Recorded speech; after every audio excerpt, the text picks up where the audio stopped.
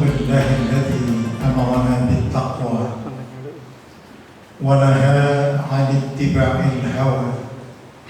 أشهد أن لا إله إلا الله وحده لا شريك له وأشهد أن محمدا عبده ورسوله الذي لا نبي بعده. فقال الله في القرآن الكريم: أعوذ بالله من الشيطان الرجيم. يا أيها الذين آمنوا اجتنبوا كثيرا من الظن إن بعض الظن إثم ولا تجسسوا ولا يغتب بعضكم بعضا أيحب أحدكم أن يأكل لحم أخيه ميتا فكرهتموه واتقوا الله إن الله تواب رحيم. Sadaqallahul Azim. Surat Al-Hujurat, surat yang ke-49, ayat yang ke-12. Hadirin jamaah tarawih Isya dan Witir rahimakumullah. Ada satu ungkapan yang mudah kita ingat tentang berkomunikasi atau kebiasaan seseorang menuturkan ucapan-ucapan. Disebutkan orang besar itu selalu berbicara ide, pikiran, dan gagasan. Jadi kalau kira-kira orang akademisi, dia yang paling fokus pembicaraan tentang ide-ide, gagasan, inovasi, itu yang menjadi fokus. Itu menandai orang itu berpikir besar. Level kedua, orang rata-rata itu sukanya berbicara tentang berita. Ya, di Bekasi banjir, di Tangerang banjir, ada tabrakan di pintu tol. Itu orang rata-rata, level berpikirnya rata-rata. Itu masih baik.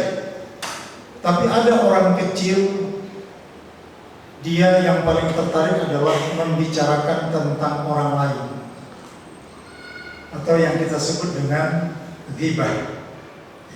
Walaupun sudah diarahkan untuk berbicara yang ide, pikiran, dan gagasan, dia kembali lagi ke situ.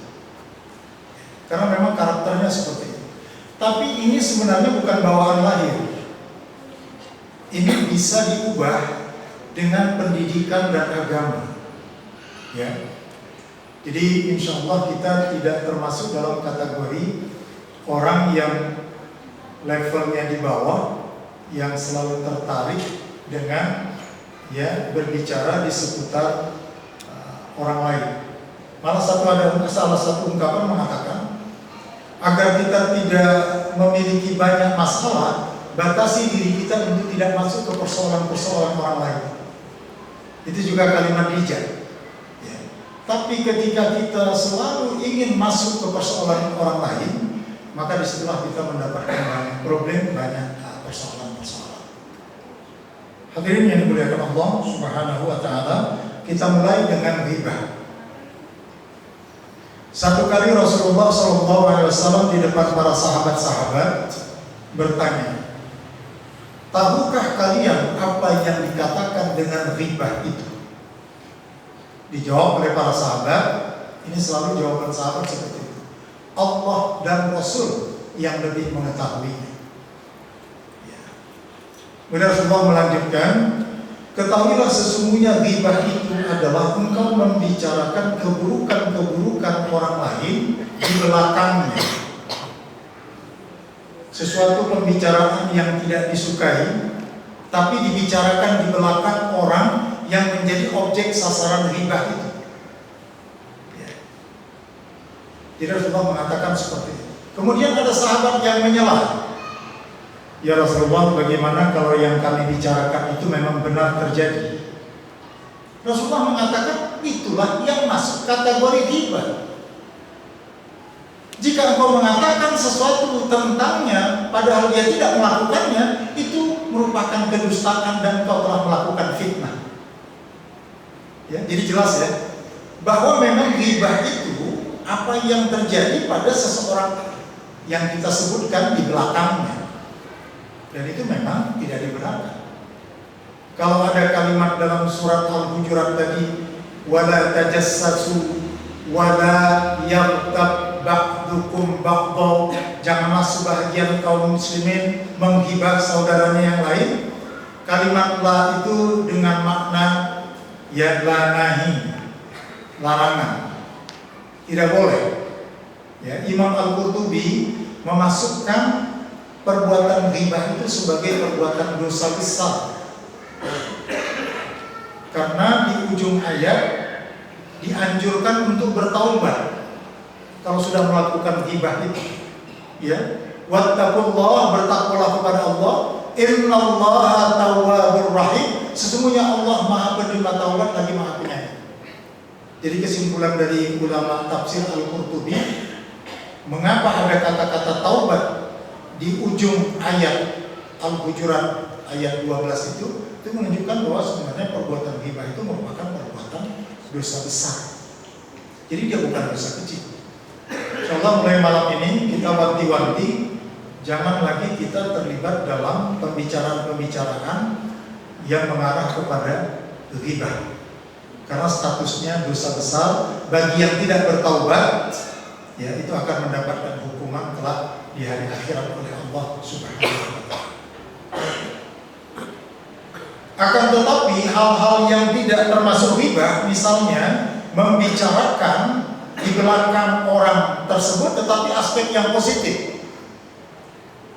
Ya, yang bersangkutan itu saya menilai luar biasa dari segi ibadahnya, kedermawanannya, akhlaknya. Itu sepakat ulama mengatakan itu bukan dikatakan ghibah. Termasuk mengungkapkan fakta-fakta tentang seseorang yang terdakwa di persidangan. Jadi konsumsinya court, persidangan, bukan konsumsi di luar itu. Itu ulama mengatakan boleh. Ya, misalnya menghalangi dan merintangi penyidikan, memerintahkan yang bersangkutan lari, kemudian memerintahkan untuk merendam HP-nya. Ya, saya tidak sebut nama, sudah tahu siapa itu. Itu diungkap di persidangan. Ya. Jadi itu bukan ghibah karena memang kepentingannya kepentingan persidangan. Begitu juga kalau ada terjadi perceraian antara suami istri, itu oleh saksi diungkapkan tentang fakta-fakta di persidangan terhadap perilaku kedua belah pihak sehingga terjadinya perceraian. Dan itu juga sepakat dikatakan bukan termasuk ghibah karena diminta oleh majelis. Nah ini yang kategorinya ghibah ini duduk di teras masjid, awalnya bicaranya positif, kemudian ngalur ngidul belok masuk ke ghibah. Ya. Di depan rumah mampir tukang sayur, nimbrung ibu-ibu mama, ya. Kemudian membicarakan seseorang sambil beli sayur, itu ghibah yang tidak ada kepentingannya. Hadirin yang dimuliakan Allah Subhanahu wa taala. Bahkan Rasulullah SAW menyatakan gesture atau gaya tubuh itu termasuk ghibah. Diceritakan dalam hadis Muslim, Rasulullah SAW menyaksikan istri beliau Aisyah radhiyallahu anha menerima tamu seorang wanita. Setelah berbicara dengan Aisyah, maka tamu wanita ini permisi untuk keluar dari rumah dan pulang. Kemudian Aisyah merapat kepada Rasulullah SAW, ya, memberikan isyarat pada tangannya dengan seperti ini, menunjukkan bahwa wanita itu tubuhnya pendek. Rasulullah langsung menegur Aisyah, sesungguhnya engkau wahai Aisyah telah menghibah. Tidak ngomong, cuma mengatakan dengan menggigit Rasulullah. Jadi intinya ya itu merendahkan untuk mengisyaratkan bahwa wanita yang baru berbicara dengannya tadi begitu keluar, Aisyah menunjukkan sikapnya yang mengatakan bahwa wanita itu pendek, mungkin lebih pendek dari Aisyah sendiri. Rasulullah SAW langsung menegur, ketahuilah sesungguhnya dengan sikapmu itu engkau telah melakukan ghibah kepadanya. Hadirin jamaah tarawih rahmatullah. Oleh karena itu bisa perkataan, bisa perbuatan.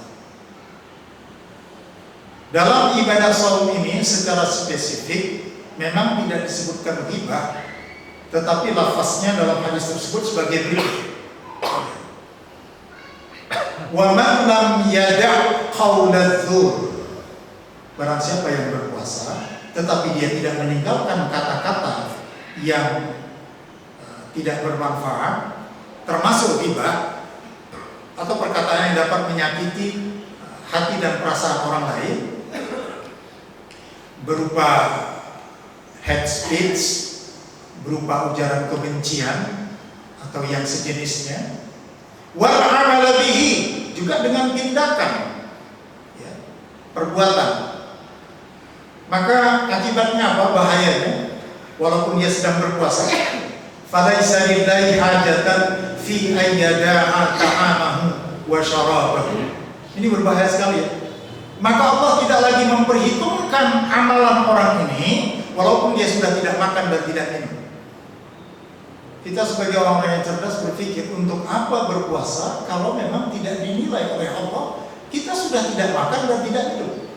Wa man lam yada' qaula dzur wal 'amala bihi falaysa lillahi hajatan fi ayyada'a ta'amahu wa syarabahu. Mudah-mudahan ini menjadi suatu pengingat bagi kita untuk stop, ya, tidak melakukan perkataan-perkataan yang nuansanya ghibah. Satu hadis lagi yang menunjukkan bahwa kita tetap menjaga saum kita. Kam min sha'imin laisa lahu min shiyamihi illa al-ju' wal 'atas.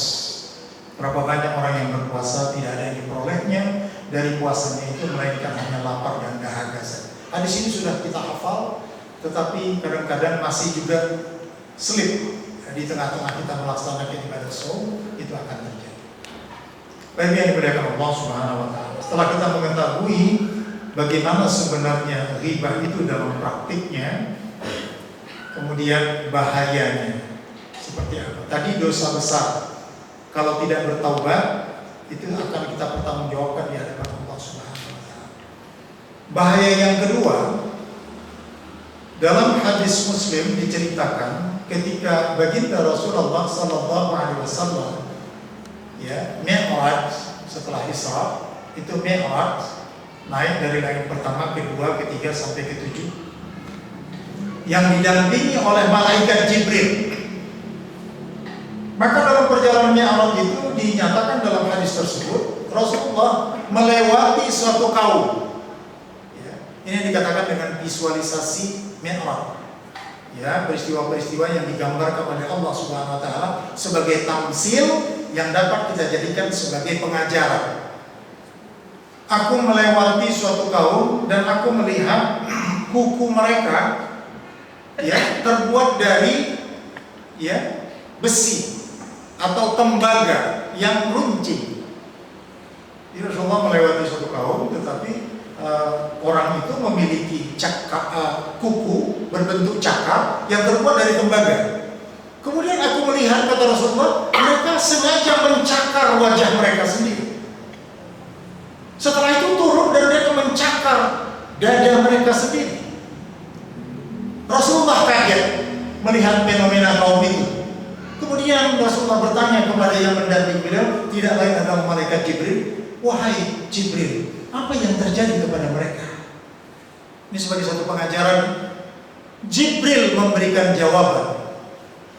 Itu adalah mereka-mereka yang sewaktu di dunia dahulu melakukan ghibah terhadap saudara-saudara. Atau disebutkan dalam lafaz hadis itu, mereka yang memakan bangkai saudaranya yang telah mati. Ya, jadi bahayanya sangat luar biasa. Efeknya seperti itu. Dan di dalam kehidupan sosial nyata kita bisa melihat, ya, sangat rugi sekali atau sangat merugikan sekali orang-orang yang menjadi sasaran ghibah. Apalagi dia dicalonkan misalnya menjadi nominator sebagai ketua sesuatu, katakanlah ketua DKM atau ketua RT RW. Dia sebenarnya baik-baik saja, tetapi karena ada persaingan, mulai keburukan-keburukannya diangkat ke permukaan. Ini yang kita sebut sebagai ghibah di tengah-tengah masyarakat yang bernuansa sosial dan politik, mulai dari tingkat yang paling bawah sampai paling tingkat paling tinggi. Sebenarnya orang ini layak menjadi pemimpin, akhlaknya baik, tapi karena dimunculkan ghibah pada dirinya, diungkapkan keburukan-keburukannya, maka kepribadiannya seolah-olah dibunuh. Ya, kehormatannya ya dicederai, nama baiknya dicemarkan. Itu bahayanya ghibah. Dia pun heran, selama ini dia datang ke masjid disambut dengan penuh kehangatan sebelum terjadinya ghibah. Ternyata 2 hari kemudian dia datang ke masjid, orang-orang sudah menghindar. Bahkan ketika dia mengulurkan tangannya untuk bersalaman, orang menepisnya. Ada apa? Ternyata dia sudah disate di belakang. Nama baiknya, nama keluarganya, aibnya. Maka Allah SWT menggambarkan daging saudara kita yang kita ghibah itu ya akan dimakan seperti memakan bangkai saudara kita, karena sebenarnya kehormatan diri saudara kita itu adalah menyangkut daging dan darahnya. Jadi ketika kehormatannya itu kita acak-acak, sama artinya kita menciderai dagingnya dan darahnya. Maka kita lanjutkan ayat tadi, ijtanibu katsiran minadh-dhanni, jauhilah oleh kalian banyak prasangka, inna ba'dadh-dhanni, sesungguhnya sebagian prasangka itu ismun. Perhatikan, untuk dosa secara horizontal Al-Quran menggunakan istilah ismun. Berbeda dengan dosa secara vertikal, Al-Quran menggunakan istilah zunub. Jadi kalau kepada Allah 24 jam Allah membuka pintu taubat, sehingga kapan saja pun kita bisa memohon kepada Allah untuk bertaubat. Tetapi kepada sama manusia nanti dulu. Kalau dia sudah merasa sangat sakit hati, kita datang pun di permukaan dia seperti menerima, tapi di dalam hatinya dia tetap tidak berubah. Itu sulitnya kepada manusia kalau hatinya sudah terluka. Tapi kita nasihatkan juga, kalau sudah orang meminta maaf, berikanlah kemaafan itu supaya kita tidak terjadi ya, perselisihan nanti sampai hari akhirat. Wala tajassasu, jangan mencari-cari kesalahan orang. Kesalahan ini tidak dicari-cari saja, itu kelihatan, apalagi dicari-cari. Itu makanya sumber daripada ghibah itu pertama mencari-cari kesalahan saudara kita, yang kedua ada perasaan iri dan dengki. Itu saja sumbernya. Ya. Sehingga Rasulullah menyatakan, bersihkanlah jiwa kalian dari sifat ghibah, karena sebenarnya ghibah itu akan menodai hati. Sebaliknya kalau kita menghindarkan diri kita dari hal-hal yang bersifat ghibah, maka hati kita menjadi bersih, menjadi bening. Sehingga yang ada adalah positive thinking kepada semua orang, dan kita hindarkan yang namanya negative thinking.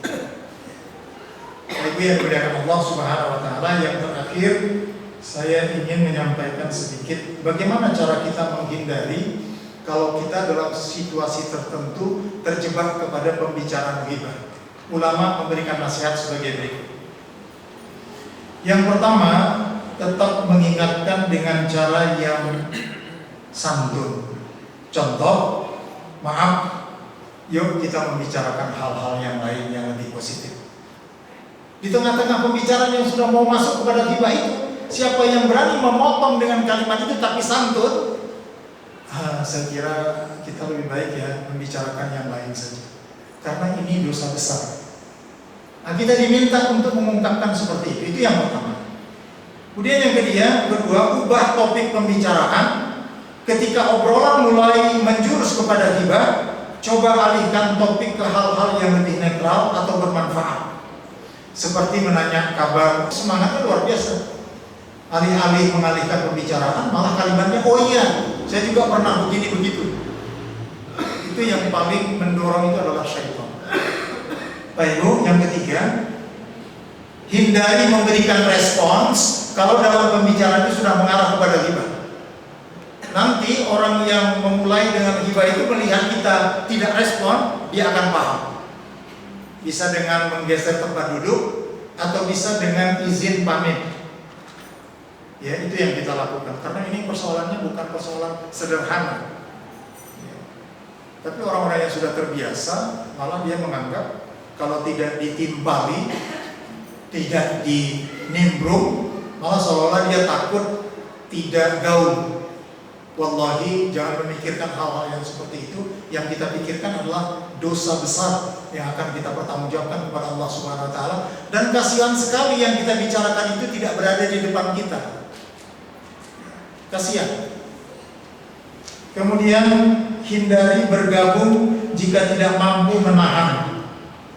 Artinya kalau kita tidak mampu menahan diri untuk nimbrung, ya, tinggalkan majelis itu dan kita tidak bergabung. Ingatkan diri akan bahaya riba. Jadi kita selalu saling mengingatkan. Dan jika memungkinkan, kita langsung mengajak action untuk melakukan kegiatan-kegiatan yang bermanfaat. Kalau kejadian di masjid, mungkin kita ajak membersihkan masjid. Kalau kejadiannya di tempat-tempat yang lain, mungkin kita bisa mengajak mereka kepada hal-hal yang lain. Bapak yang dimuliakan Allah Subhanahu wa taala, demikian yang dapat saya sampaikan dalam kajian ghibah ini. Mudah-mudahan Allah Subhanahu wa taala mendidik kita sehingga kita betul-betul menghindari setiap potensi yang akan membawa kita kepada pembicaraan-pembicaraan yang nuansanya adalah ghibah. Lebih dan kurang saya mohon maaf. Billahi taufiq wal hidayah. Assalamualaikum warahmatullahi wabarakatuh.